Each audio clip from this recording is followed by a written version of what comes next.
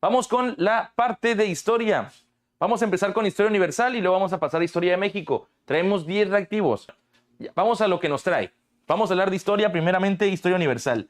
En su examen, muchachos, no importa el área a la que vayan a aplicar, área 1, 2, 3 o 4, les va a tocar historia universal. Sobre todo si es el área 3. El área 3 les va a tocar 14 preguntas de historia universal.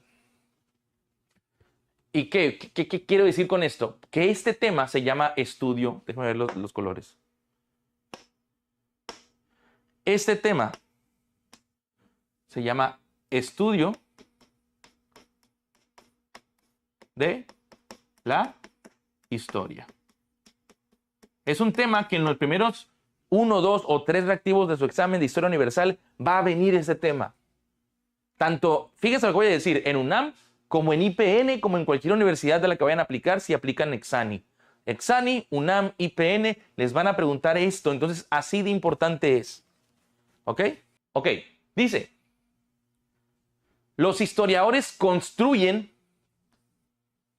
perdón, este no quiero usarlo, los procesos históricos mediante la, ok, miren, esta palabra es vital. Los historiadores construyen narrativas. Eso significa, de hecho tengo un video, si lo quieren buscar, hay un video que se llama La historia como la conocemos es mentira. ¿Por qué? Porque hay quienes dicen que sí, porque los historiadores no estuvieron presentes durante los periodos que estudian. No estuvieron ahí, nadie estuvo ahí más que la gente que vivió ese periodo. Es decir, si hay un historiador actual que me dice, yo soy experto en la Primera Guerra Mundial. La Primera Guerra Mundial, como ustedes saben, fue de 1914 a 1918. La persona que me está hablando puede que tenga 30 años de edad. No dan los números, no estuviste en ese momento, ¿cómo eres experto? Porque él analizó las fuentes primarias, las interpretó y dio su veredicto. Con lo que tengo, con los restos de ese momento, puedo llegar a la conclusión de que sucedió esto. La respuesta correcta es el inciso B. Los historiadores construyen, no descubren. Un historiador no te puede decir exactamente qué sucedió. Lo que puede hacer es encontrar fuentes. Las fuentes pueden ser primarias o secundarias. Pueden ser objetos, restos humanos, huesos, escritos, cartas. Tomar todo eso y empezar a hacer un análisis e interpretar. El historiador siempre interpreta, no descubre. No hay una ley que diga, una ley histórica que no. Hay una interpretación. ¿Eso significa que la historia es mentira? No. El historiador tiene que interpretar con rigor científico, no puede ponerse a inventar. Pero siempre existe un margen de interpretación humana. ¿Qué significa esto? Siempre hay un margen en el que el historiador pone, digamos, de su cosecha para entender. El historiador mira que hay una cazuela de barro, mira que hay un artefacto que puede parecer para cocinar, después mira que hubo fuego y él dice, ok, con lo que hay aquí, yo puedo interpretar que en este lugar cocinaban. Que puede ser que con el tiempo se descubra que no cocinaban, sino que quemaban gente. Puede ser. Pero, ¿te entiende lo que estoy diciendo, no? Él está interpretando según lo que encuentra. Lo tiene que hacer de manera detallada, rigorista, no es como inventar cualquier cosa, pero la historia siempre tiene un margen de la interpretación del historiador. Número 92. La doctrina económica propuesta por Adam Smith se basa en principio de... Spoiler, Adam Smith es considerado liberal, ¿ok? No les puedo decir más, ahorita les digo más sobre eso, ¿ok? La doctrina económica propuesta por Adam Smith se basa en el principio de librecambismo, proteccionismo, mercantilismo, intervencionismo. Ok, de entrada, Adam Smith se considera como ¿quién? El padre del liberalismo.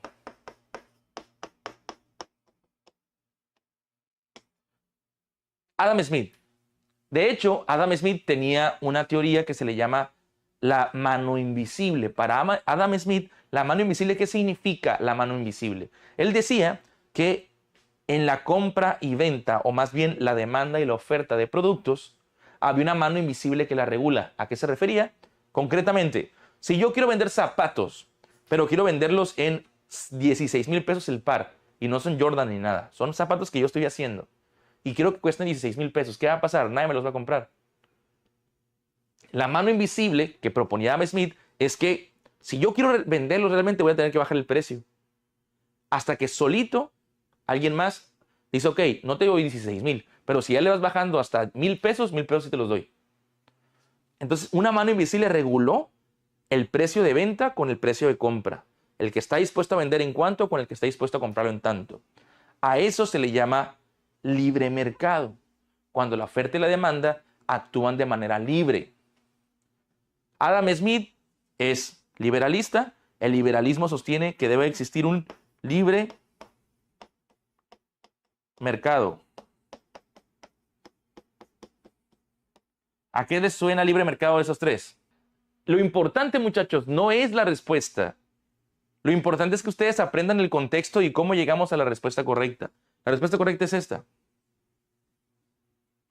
Librecambismo. Se refiere al libre mercado, al libre intercambio de bienes según la oferta y la demanda. Que la gente sea libre de intercambiar. ¿Por qué no es lo mejor, lo demás? Porque proteccionismo es otra cosa. Proteccionismo son implementar leyes para que se proteja al trabajador o se proteja a la clase trabajadora o se proteja a alguien.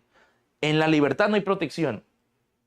¿A qué me refiero? Si aquí somos libres de opinar, yo ya no puedo proteger a alguien de que todos pueden opinar menos de él no opinen porque él se pone triste. Entonces no estoy siendo libre, estoy siendo proteccionista. Entonces proteccionismo no es.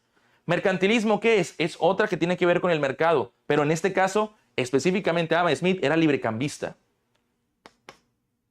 Y el intervencionismo es muy parecido al proteccionismo, que el Estado intervenga en la economía. Y lo que decía el liberalismo de Adam Smith es que el Estado no debía intervenir, ni interferir, ni intrometerse en la economía. La respuesta correcta es librecambismo. Adam Smith era liberalismo y el liberalismo habla de libre mercado. El libre mercado representa al librecambismo. ¿Bien hasta ahí? Va. Seguimos.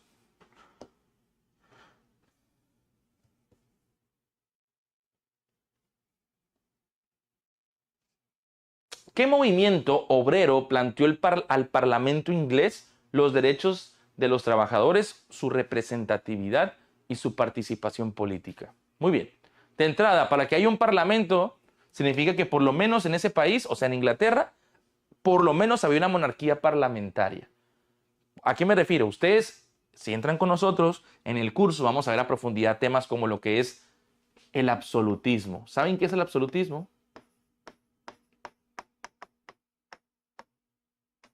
¿Saben qué es el absolutismo? ¿Les suena de algo? Muy bien, dice Fer 25 que es la C. Ok. El absolutismo fue una etapa donde había unas monarquías absolutas. O sea, había un rey y tenía poder absoluto. Esto, como ustedes saben, no es lo ideal para ninguna sociedad. Al menos la historia nos los ha enseñado. Con el tiempo, fueron habiendo movimientos como la Revolución Francesa, a finales de 1700, como Napoleón Bonaparte. Eso propició movimientos nacionalistas y liberalistas como las guerras liberales de 1820, 1830 y 1848. Todo ese contexto le estoy dando para entender cuál era la Inglaterra de la que estamos hablando. Ya para este momento ya había sucedido la revolución industrial, ya había cambiado la manera de producir. ¿Y dónde estalla la revolución industrial? En Inglaterra. Por eso, no es casualidad que tanto en Inglaterra estalle la revolución industrial, como también en Inglaterra estallan los movimientos obreros, los movimientos para proteger a los trabajadores, los movimientos para defender sus derechos. Y hay dos tipos de movimiento más importantes de este momento. Uno era el ludismo y el otro era el cartismo. Podemos ir, por ejemplo, el socialismo no es un movimiento, es una doctrina filosófica económica, no es. Y sindicalismo tampoco, esa es la defensa de los derechos. Pero en este caso tenían dos movimientos sociales. El sindicalismo no fue un movimiento social como tal. Tenemos dos opciones, ludismo, cartismo. Dice Charlie que es cartismo y es la respuesta correcta. ¿Por qué? Porque dice, ¿qué movimiento obrero planteó al Parlamento inglés los derechos de los trabajadores, su representatividad y participación política? Esto lo hizo mediante cartas. Y el ludismo fue un movimiento violento. El ludismo fue una manera de expresar su descontento mediante la destrucción de las máquinas para, digamos, inoperar las empresas. Este es violento, no sé ni qué. Este es violento, este es buena onda. Este es por medio de cartas, por medio de implementar reformas estructurales. mientras el ludismo fue un movimiento social de destrucción de máquinas para intervenir con la producción. ¿Ok? La respuesta correcta es cartismo. Muy bien, seguimos. El automóvil, el aeroplano, el teléfono y la comida enlatada fueron inventos de la... ¿De qué? Primera revolución industrial, segunda revolución industrial, primera guerra mundial, segunda guerra mundial. El automóvil, el aeroplano, miren, vamos entendiendo una cosa. El automóvil implica... ¿Qué implica? Combustión interna, o sea que necesita un motor de combustión interna, pero también el manejo de neumáticos. Digamos que conlleva una serie de tecnología avanzada. El aeroplano ni se diga, porque es muy parecido, pero llevado con el riesgo de tener que volar. El teléfono, la comida enlatada, y le puedo agregar ahí el telégrafo. Con Morse inventó el telégrafo. Ok. Vamos a poner contextos. Primera revolución industrial fue más o menos a finales de 1700. A finales. Segunda revolución industrial fue a mediados de 1800. Primera guerra mundial empieza en 1914. Segunda guerra mundial inicia en 1939. Ok, de entrada, las guerras inventaron más cuestiones relacionadas con... perdón. Las guerras las podemos descartar porque lo que inventaron fue desarrollo totalmente bélico militar, ¿no? Como los tanques, como las armas de gas. En la Primera Guerra Mundial, en su defecto, fueron los lanzallamas. Nos quedamos con estas dos. Más o menos, ¿en qué año consideran ustedes que se inventó el automóvil o el avión? ¿Cerca del 1700 o cerca del 1800? Exactamente, Andrei, aunque realmente se le llamaba locomotora. Hay una cierta diferencia, aunque son muy parecidos, pero digamos que la locomotora fue mucho más rudimentaria en la segunda revolución industrial. El ferrocarril se optimizó. La respuesta correcta es el inciso B. La primera revolución industrial no tiene una fecha de inicio, no tiene una fecha específica. Sin embargo, tampoco la segunda, pero la segunda se puede intuir que es más o menos en 1850 a 1900. O también en el examen puede venir como mediados del siglo XIX a mediados del siglo XX. Así. Acuerdos que se firman para dar fin a la Primera Guerra Mundial. Inciso A, Saint-Germain y el Tratado de Versalles. Inciso B, la política de apaciguamiento y el Tratado Sykes-Picot. Inciso C, la Conferencia de Berlín y el Cairo. Inciso D, la doctrina Truman y la Conferencia de Teherán. Acuerdos que se firman al fin de la Segunda Guerra Mundial. ¿En qué año se hace fin la Segunda Guerra? La Primera, perdón. 1918. Aquí termina la Primera Guerra Mundial. Ok, por ejemplo, vamos descartando, ¿sale? De abajo hacia arriba. La doctrina Truman, ¿saben qué era? Tenía que ver, miren, no podemos explicar a profundidad todos los tratados, a menos de que ustedes entren en el curso con nosotros. Si entran, vamos a ver a profundidad todo lo que está aquí. Porque vamos a tener una metodología de más de 16, 18 horas de historia, donde vamos a aprender todo lo relacionado a historia universal y luego a historia de México. Pero podemos empezar a intuir y empezar a decir esto no. La doctrina Truman fue una doctrina que tenía que ver con la contención del comunismo durante la Guerra Fría. Como ustedes saben, o deben de saber, la Guerra Fría, recuerden que fue esta guerra ideológica, no tanto de balazos, entre Estados Unidos y la Unión Soviética. Entonces Estados Unidos propone la doctrina Truman para intentar contener o detener la expansión del comunismo que estaba promoviendo la Unión Soviética. Entonces esto ocurre durante la Guerra Fría y la Guerra Fría ocurre tiempo después de la Segunda Guerra Mundial. O sea, mucho después de esto, por lo cual vamos descartando, nos quedan 3. La conferencia de Berlín y el Cairo, ¿será? ¿Será la conferencia de Berlín y el Cairo? ¿Qué dicen? ¿Será o no será? Que la conferencia de Berlín tampoco, porque la conferencia de Berlín tiene que ver con el imperialismo. El imperialismo fue esta etapa donde los estados potencia, o más bien las naciones potencia, como era Francia, como era Inglaterra, como era Alemania, como era Italia, como era, ¿quién más estaba por ahí? Holanda, bueno, Países Bajos, mejor dicho, Bélgica, todos esos países con la conferencia de Berlín se pusieron de acuerdo para cómo se iban a dividir Asia, América y África para colonizarlo. Entonces esto es antes de la Primera Guerra Mundial, también se va. Y luego dice Tratado Sykes-Picot, es un tratado que tiene que ver con el Imperio Otomano. Si bien el Imperio Otomano sí entra en la Primera Guerra Mundial, porque recuerden que al final de la Primera Guerra Mundial sí toma parte, el Imperio Otomano fue el imperio que existía donde hoy es Turquía, básicamente. O lo que hoy es Turquía, antes se llamaba Imperio Otomano. Entonces, si bien este tiene que ver con este, no fue para dar fin a esto. Fue algo con el imperio totalmente antes de esto. La respuesta correcta es Saint-Germain y el Tratado de Versalles. ¿Por qué? Profe, ¿cuál es el Tratado Saint-Germain? ¿Tiene que ver con el equipo de fútbol PSG? No, el Tratado Saint-Germain fue el tratado una vez, miren, recuerden, ¿quiénes pierden la Primera Guerra Mundial? Manzana Verde me va a contestar correcto, estoy seguro. ¿Quiénes pierden la Triple Alianza? Bueno, no se llamaba así, se llamaba Potencias del Eje. ¿Y quiénes eran las potencias del eje? Básicamente, principalmente, Alemania, por eso lo castigan tan mal. Alemania. ¿Quién más estaba en las potencias del eje? Austria-Hungría.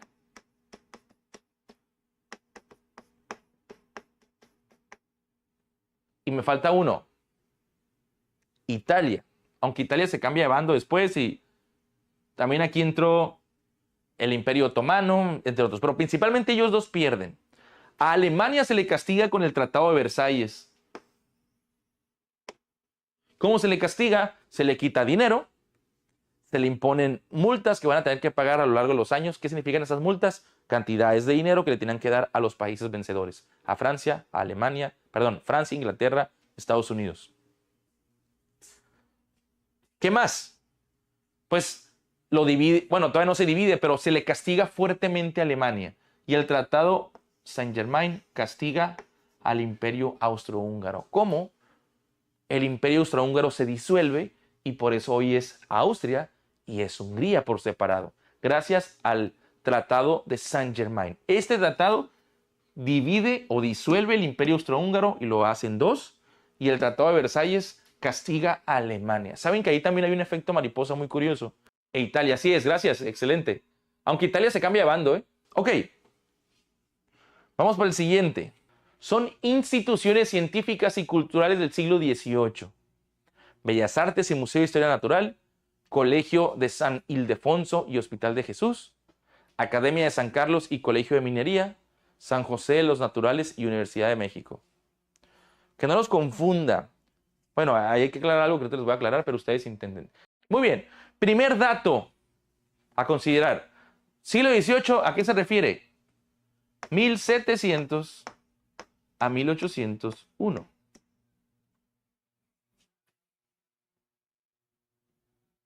Mal. Ah, sí. ¿Ok? Colegio San Ildefonso y Edgardo. Hay que ver cuándo se fundó. Chécale, chécale. ¿En qué año se independizó México? La consumación de independencia de México se logra en 1821 con los tratados de Córdoba. Bueno, primero con el Plan de Iguala, con los tratados de Córdoba. ¿Ok? Entonces, lo que tenemos que elegir tuvo que haber sucedido o se tuvo que haber fundado antes. Antes. ¿Me explico? Ah, perfecto. Antes de este año. O sea, a lo que voy es que los que nos van a preguntar esto tuvo que haberse fundado antes de que México existiera. Es decir, esto que nos está preguntando se fundó cuando México aún era la Nueva España. Fácil, les voy a decir la respuesta correcta. Por los años, esta es la respuesta correcta. Porque ambas si mal no estoy, 1781, la primera, y 1783 me parece. 80. Ahí, por eso es que podemos saber. Si nos vamos, por ejemplo, a Bellas Artes, es tiempo después. Colegio San Ildefonso, entiendo que hayan pensado que era esta, pero es antes de. Estas dos fueron antes del siglo XVIII. Es decir, 1500, 1600 y por defecto ya no pueden ser. Algo que es bien interesante que tanto la Academia de San Carlos como el Colegio de Minería es entender que esto se fundó cuando éramos la Nueva España. Eso nos hace pensar que esta idea que tenemos un poco preconcebida de que los españoles totalmente vinieron a saquearnos es cuestionable, porque el hecho que hayan integrado y fundado universidades y escuelas e instituciones tan importantes como la de San Ildefonso, los hospitales que aún siguen en pie, habla de la importancia que le tenían al desarrollar esta parte de la sociedad de este lado en este continente, ¿no? Vamos por una más. Todavía nos faltan algunas, pero digo una más a la vez. Esa está fácil, yo confío en ustedes. De hecho, confío en ustedes siempre, pero ahora más que nunca. Dice, causa interna, palabra clave. Nos van a preguntar mucho en el examen sobre causas internas y externas. Hay que saber diferenciar. Cuando es interna, es algo que sucede dentro de los límites territoriales de la Nueva España. Cuando es externa, obviamente sucede fuera de los límites territoriales de la Nueva España. Entonces hay que ver, la independencia de las 13 colonias, ¿dónde sucede? La Ilustración, ¿dónde sucede? La invasión napoleónica, ¿dónde sucede? Esto sucede en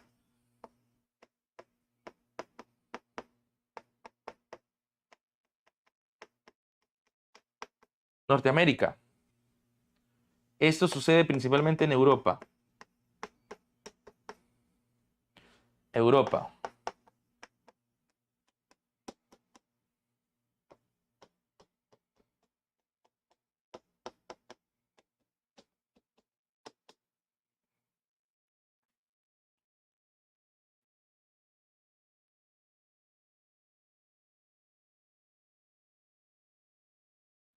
La invasión napoleónica es en la península ibérica. Eric, sí, pero también recuerda que se fue sobre Rusia, se fue sobre Egipto. Básicamente la invasión napoleónica fue toda Europa, ¿no? Y más. Empezó en Francia, así es. Ok. Aquí ya tenemos la respuesta, así de fácil. Pero vamos a explicar qué es. La independencia de las 13 colonias, como ustedes saben, Estados Unidos en un primer momento eran 13 colonias del lado oeste, perdón, del lado este. En la costa este estaba ahí toda la parte donde está Nueva York, donde está Hampshire, todas esas eran colonias que le pertenecían a Inglaterra. Como sabemos, a finales de 1700 hay una serie de movimientos sociales y logran pues independizarse. Gracias a George Washington empieza todo este movimiento y se independizan. Esto no sucede en México, ni en la Nueva España. La Ilustración es un movimiento que viene desde Europa. Allá nace. ¿Qué es la Ilustración? Para quienes no sepan, la Ilustración fue un movimiento de iluminación intelectual. Antes de la Ilustración, la gente le creía a la iglesia porque sí, la iglesia era quien tenía monopolizado el conocimiento, quien tenía monopolizado las decisiones respectivas a lo que es verdad o lo que no. Entonces la Ilustración fue ese movimiento de iluminación intelectual donde la gente empezó a adquirir conocimiento. Durante la Ilustración también llegaron las enciclopedias. Las enciclopedias eran estos libros que permitían concentrar muchos saberes. Lo que hoy para nosotros es Google, para ellos era un libro muy grande, pero era muy valioso para ellos para poder divulgar conocimiento. Pero, como les digo, no sucede en la Nueva España, sucede muchísimo antes incluso que descubra América Cristóbal Colón. La invasión napoleónica. Pues la invasión napoleónica sucede en Europa, es cuando Napoleón empieza con esas políticas expansionistas. Para quienes ya vieron la película van a poder ver cómo fue campañas en Egipto, campañas en Trafalgar, campañas en... Básicamente tenía todo el mundo, a excepción de Inglaterra, porque no se pudo, pero el que lo intentó, lo intentó. Entonces tampoco esto sucedió en México. Solamente nos queda el nacionalismo criollo. Esa es la respuesta correcta. Nacionalismo criollo fue... Bueno, vayamos por partes. Nacionalismo es la sensación de pertenencia e identidad a un lugar donde es tu nación, ¿no? Sentirte perteneciente, identificado y hasta cierto punto orgulloso de la nación en la que vives, en la que naces, en la que te desenvuelves. Y criollo, ¿quiénes eran los criollos? En el tiempo de la Nueva España estaban bien marcadas las diferencias raciales. En ese tiempo había los los que estaban hasta arriba en el escalafón social, o sea, en la pirámide social, eran los españoles peninsulares. ¿Quiénes eran estos? Los que nacieron en España y son hijos de españoles. Ellos se les llamaba peninsulares, eran como los más pro. Después de ellos se llaman los criollos. ¿Quiénes eran los criollos? Gente descendiente de españoles, pero que nacían en América. Y ya por el hecho de haber nacido en otro continente, ya no tenían los mismos privilegios. Un criollo podía entrar en la política, pero no podía llegar a tener un cargo muy alto. Un criollo no podía ser rey. Olvídense de eso, ¿no? Entonces, eso, los criollos, con esa discriminación que sufrían, más sentirse nacionalistas en América, porque acá nacían, por más que eran hijos de españoles, nacían en el continente americano, empezaron a sentirse pertenecientes al continente y decían, ¿por qué un español que nace en otro continente viene aquí y él es superior a mí en cuanto a lo social, económico, etcétera? Y esto fue lo que empezó a propiciar que la gente estuviera descontenta y por eso es una causa interna de la independencia de México. Simplemente como dato, ¿quién inicia o quién es el que se le considera el iniciador de la independencia de México? Miguel Hidalgo. Y Miguel Hidalgo era criollo. Era hijo de españoles, pero nació en América, nació en la Nueva España. Ignacio Allende, que también fue de su ejército trigarante, de su ejército insurgente, también era criollo. Los criollos básicamente iniciaron esa independencia. No sabían que era una independencia, simplemente estaban buscando una mejor realidad para ellos. Y terminó convirtiéndose en un movimiento muy grande, ¿no?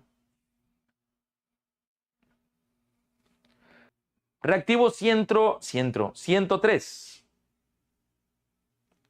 En el Tratado Guadalupe Hidalgo, el gobierno mexicano reconoció la anexión de Texas a Estados Unidos de América, el pago completo de la deuda externa de Estados Unidos de América, la independencia de Yucatán, el establecimiento de Santa Ana como presidente. ¿Qué dicen ustedes? Vamos por partes. A mí me gusta darles contexto. Sé que de repente se me desesperan y, profe, ya diga la respuesta correcta, pero repito, lo importante, muchachos, de estos lives no es la respuesta. Si tú te equivocas, no pasa nada, porque eso no es lo importante aquí. Lo importante aquí es aprender historia, porque tú puedes aprenderte o memorizarte una respuesta y nadie te garantiza que en el examen vaya a venir exactamente igual. Pero si tú entiendes el contexto de las cosas y lo aprendes, vas a poder responder correctamente. México estuvo en guerra directa con Estados Unidos de 1846 a 1848. Esta fue una guerra bastante sangrienta, como todas las guerras. Fue una guerra dura contra Estados Unidos y al final Estados Unidos invade México y una manera de ponerle fin a la guerra fue firmando el Tratado Guadalupe Hidalgo. Ese tratado se firma. En ese tratado México le cede a Estados Unidos por una cantidad de dinero, pues todo lo que ustedes saben, la Alta California, toda esta parte de Estados Unidos, muchísimo territorio se le cede a ellos. Pero además, tiempo antes de esto, también había habido la famosa Revolución de Texas. Texas ya no era de México. Texas ya había hecho públicas sus intenciones de independizarse de México. Y Estados Unidos, muy inteligente, apoyó el movimiento. Y después, al reconocerla como parte independiente de México, con ese tratado, lo que termina por poner, además de perder el demás territorio, termina anexándose Texas al territorio de Estados Unidos. ¿Esto es malo para México, muchachos? No necesariamente. Sé que muchos nos podemos llegar, cuando ven el mapa, ustedes pueden buscar mapa La Nueva España y van a ver el territorio que le pertenecía a México. Pero territorio no necesariamente significa progreso. Hay muchos países donde tienen muy poco territorio y generan mucha riqueza, como Suiza, como Suecia, como Noruega, etc. Son países pequeños con muchísimo dinero. Entonces, es falso el que necesitemos recursos naturales para progresar. Se puede innovar de diferentes maneras. Entonces, no tiene caso que vivamos en el eterno y lo que seríamos ahorita. No es cierto, porque Disney no estaba ahí. Disney World no estaba ya ahí. Los grandes éxitos de Estados Unidos no existían. Miren lo que está preguntando Robert, le estoy contestando sin querer. Robert, yo creo que sería diferente pero no me garantiza que seríamos mejor, ¿sabes? Porque aparte, si ustedes revisan, Estados Unidos está algo así, ¿no? Algo así. Hay un video, bueno, hay varios videos en YouTube donde te dicen que toda esta parte de Estados Unidos está vacía. La mayoría de la gente se concentra en la parte de California y en la parte de la costa este. O sea, ni siquiera es territorio fértil, no es territorio, no es el Gran Cañón, todo eso no es un territorio que digas, uy, nos perdimos de muchos recursos naturales. No necesariamente. Yo voy a borrar eso porque está muy raro mi dibujo. Entonces, mi respuesta es, creo que sería diferente, pero no creo que estaríamos mejor. Podríamos estarlo, pero no necesariamente porque perdimos el territorio en México es que estamos mal. ¿Me explico? Para nada, el territorio nunca ha sido una limitante. Obviamente tiene privilegios que te ofrece, pero no necesariamente te condiciona a, bueno, como perdiste el territorio, entonces eres una víctima de Estados Unidos y ya no puedes lograrlo, ¿no? De ninguna manera. Yo creo que la forma de pensar del mexicano tiene que ser distinta. Tiene que partir de lo que sí tenemos y no pensar, y seríamos potencia, pero nos quitaron territorio. Seríamos potencia, pero nos conquistaron los españoles. Va, siguiente. Muy bien. Durante la administración del presidente Juárez en 1867 se realizaron reformas educativas como la autonomía de la universidad, fundación del Instituto Politécnico Nacional, implementación del catecismo, creación de la Escuela Nacional de Preparatoria. No recuerdo, pero estamos por ver este tema en el curso, los que estamos ahorita en el G3, lo vamos a ver. Muy bien. Durante la administración del presidente Juárez en 1867, se realizaron reformas educativas como la autonomía de la universidad. ¿En qué año sucedió? 1929. ¿Va? No va. Son años diferentes. Esto sucedió con el presidente Emilio Portes Gil. La fundación del Instituto Politécnico Nacional, ¿cuándo sucedió? Sucedió con el presidente Lázaro Cárdenas.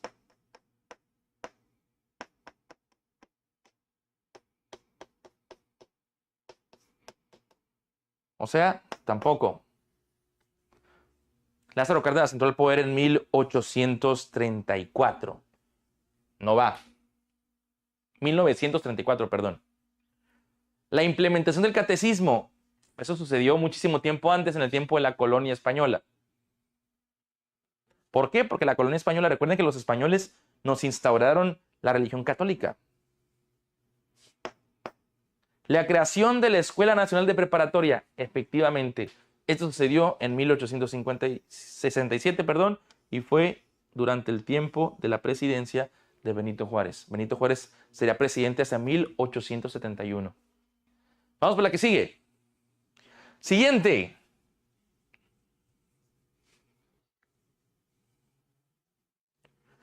El Partido Liberal Mexicano fue encabezado ¿por quién? Por Ricardo Flores Magón, Gustavo Madero, Emiliano Zapata, Pascual Orozco Vázquez. El Partido Liberal Mexicano, ok, no es sorpresa que el Partido Liberal Mexicano se funda durante el tiempo previo a que arrancara la Revolución Mexicana. El contexto es Revolución Mexicana. ¿Quiénes son los, cómo llamarlo, protagonistas de la Revolución Mexicana? Pues los cuatro, ¿verdad?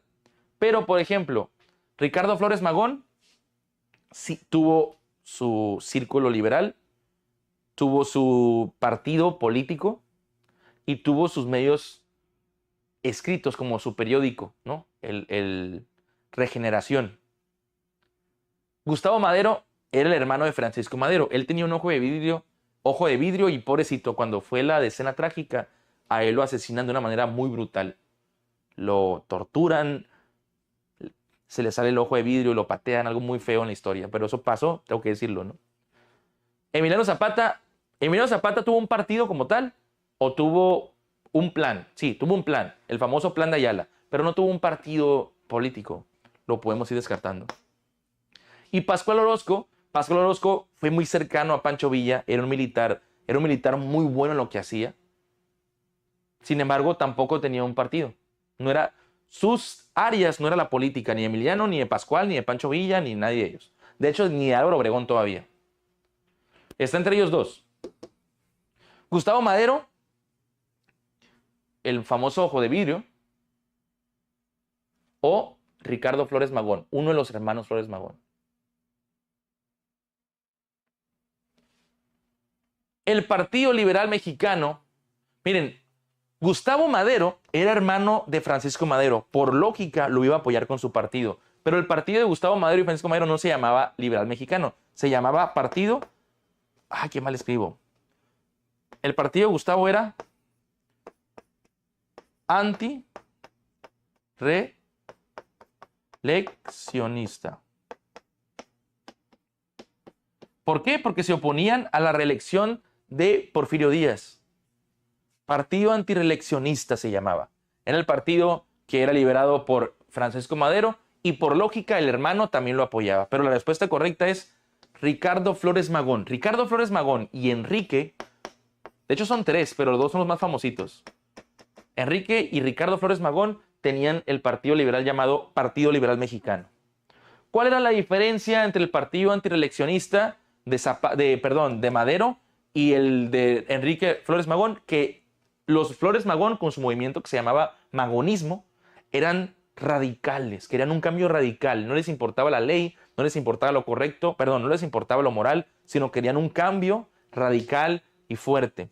Y los maderistas eran mucho más apego a la Constitución, no hay que reelegirnos, eran también burgueses. De hecho, si ustedes no sé si sepan, pero pueden investigar, Francisco Madero estuvo apoyado por Estados Unidos, financiado por Estados Unidos para que hiciera el famoso plan de San Luis y pudiera quitar a Porfirio Díaz. Porque Porfirio Díaz, dentro de todo lo que se le puede criticar, Porfirio Díaz nunca se dobló ante Estados Unidos. Y Estados Unidos quería, pero Porfirio Díaz siempre fue muy duro. Tuvo relación con este personaje que estuvo mucho tiempo en México, que era embajador de Estados Unidos, pero Porfirio Díaz nunca se dejó. Francisco Madero, digamos que perdió un poquito más el control. ¿Ok?